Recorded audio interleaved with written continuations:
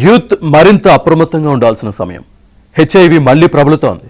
కర్ణాటకలో 7,000 మంది విద్యార్థులకు హెచ్ఐవి పాజిటివ్ అని తేలింది. దీంతో కాలేజీల్లో చేరబోయే యువతకు అక్కడ హెచ్ఐవిపై అవగాహన కల్పిస్తున్నారు.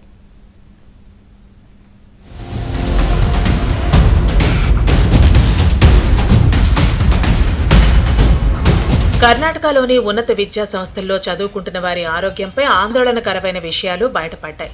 రాష్ట్రంలో కొత్తగా వ్యాపిస్తున్న హెచ్ఐవి కేసుల్లో అత్యధిక శాతం 18 నుంచి 25 సంవత్సరాల వయసు కలిగిన కళాశాల విద్యార్థులే ఉంటున్నట్లు అధికారిక గణాంకాలు స్పష్టం చేస్తున్నాయి. ఈ ఆందోళనకర పరిణామాల నేపథ్యంలో కర్ణాటక ప్రభుత్వం తక్షణ చర్యలకు ఉపక్రమించింది.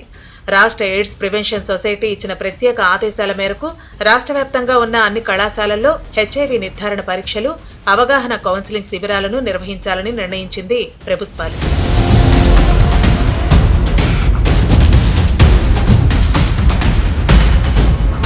కర్ణాటక ఎయిడ్స్ నివారణ సంఘం వెల్లడించిన గణాంకాల ప్రకారం 18 నుంచి 35 సంవత్సరాల మధ్య వయసు గల యువతలోనే ఈ ఇన్ఫెక్షన్ అత్యంత వేగంగా వ్యాపిస్తోంది.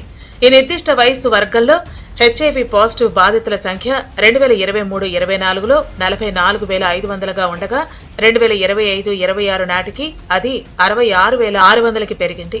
తాజా నివేదికల ప్రకారం ఇటీవల జరిపిన పరీక్షల్లో 18 నుంచి 25 సంవత్సరాల వయసు కలిగిన 7,000 మందికి పైగా విద్యార్థులకు హెచ్ఐవి పాజిటివ్ గా నిర్ధారణ కావటం విద్య, ఆరోగ్య వర్గాలను తీవ్ర దిగ్భ్రాంతికి గురిచేసింది.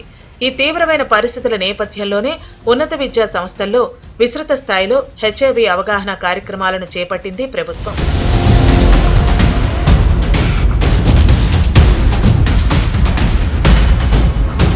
రాష్ట్రంలోని ప్రభుత్వ, ఎయిడెడ్, ప్రైవేట్ కళాశాలల్లో విధిగా హెచ్ఐవి నిర్ధారణ, కౌన్సిలింగ్ శిబిరాలను ఏర్పాటు చేయాలని కర్ణాటక ప్రభుత్వం ఆదేశించింది.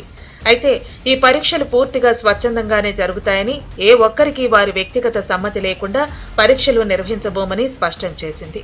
ముఖ్యంగా నేషనల్ ఎయిడ్స్ కంట్రోల్ ఆర్గనైజేషన్ సమర్పించిన నివేదిక ప్రకారం భారతదేశంలోనే అత్యధికంగా హెచ్ఐవి బాధితులు ఉన్న రాష్ట్రాల జాబితాలో కర్ణాటక 3వ స్థానంలో ఉంది.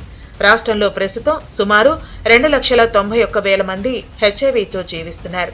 దేశంలోనే అత్యధికంగా మహారాష్ట్రలో, తర్వాత ఏపీలో హెచ్ఐవి కేసులున్నాయి.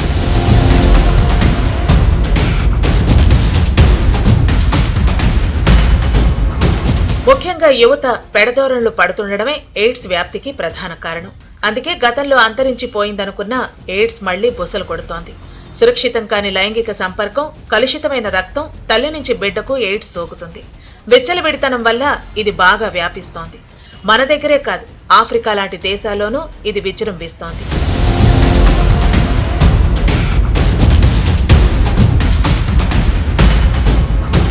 దేశంలో 25 లక్షల మందికి పైగా హెచ్ఐవి బాధితులు ఉన్నట్లు గతేడాది కేంద్రం వెల్లడించింది. ప్రపంచంలోనే ఎయిడ్స్ బాధితులు అధికంగా ఉన్న దేశాల్లో భారత్ 2వ స్థానంలో ఉన్నట్టు తేలటం తీవ్ర ఆందోళనకరంగా మారింది. ఇక ఈశాన్య రాష్ట్రాల్లో హెచ్ఐవి కేసులు ఎక్కువగా ఉండటం ప్రమాద ఘంటికలు మోగిస్తోంది. మిజోరాం, నాగాలాండ్ వంటి ఈశాన్య రాష్ట్రాల్లో హెచ్ఐవి వైరస్ వ్యాప్తి రేటు 1% కంటే ఎక్కువగా ఉండటం, అలాగే అరుణాచల్ ప్రదేశ్, త్రిపుర, మేఘాలయ, పంజాబ్ వంటి రాష్ట్రాల్లో కొత్త కేసుల సంఖ్య గణనీయంగా పెరగటం తీవ్ర ఆందోళనకు గురిచేస్తోంది.